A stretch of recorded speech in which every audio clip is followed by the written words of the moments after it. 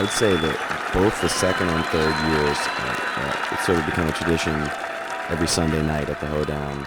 And the last day, all the musicians who are around kind of get up on stage for the last hour and a half or so, and we just do a big improvisation with a bunch of different musicians. And I think especially it was the second year, the first time we really did that it went off so well. And I had seen so many quasi-failed jam sessions at different festivals that it really felt good to have all these different people up on stage, and everyone was really listening and, not stepping on each other's toes. And everybody, all 12 musicians who were up on stage got a chance to sort of take the lead, and everybody backed off. And it was really nice, a really great, musical experience. Being such a party, a lot of the musicians took the partying to the next level. And if you've ever seen Como Zoo, you'll understand what I'm saying. Parker Ramsey is like the craziest frontman there is, and he got into a scuffle with the carpet on the stage at one point and lost.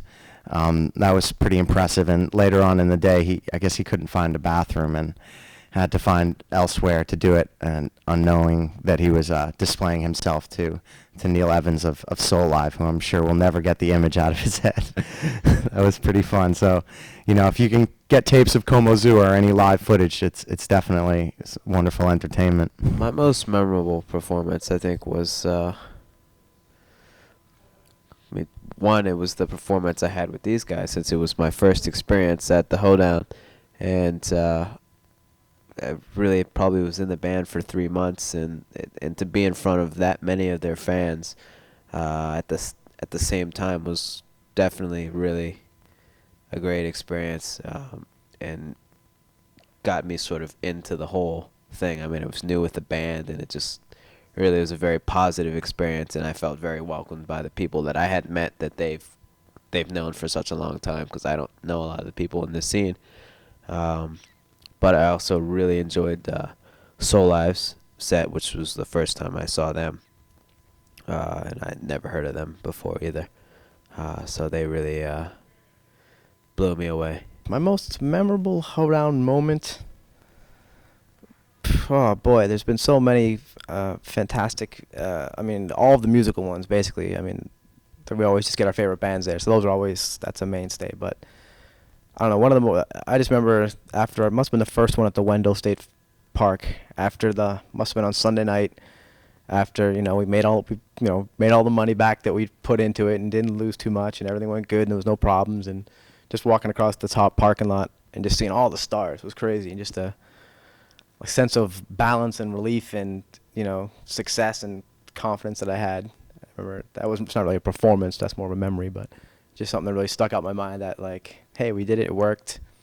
It's opening a path to do it again for another, as long as we can go with that, it was a fantastic feeling of accomplishment. I think they're both equally important.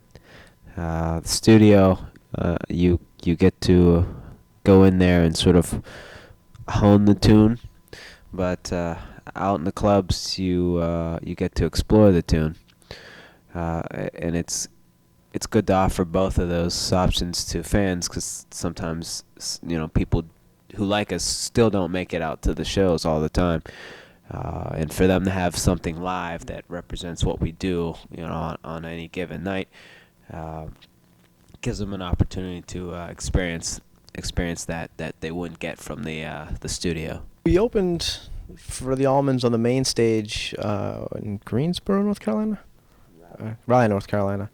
It was fascinating, It's just I've been seeing the brothers since the early 90s when they started back up with Warren and Alan and stuff, and always loved the bands, So it was, we had done a bunch of side stages, actually, like Levi's sponsors a side stage at those venues. So we'd done probably half a dozen of those, and already had our VIP passes, so we got the taste of what it's like to run around everywhere.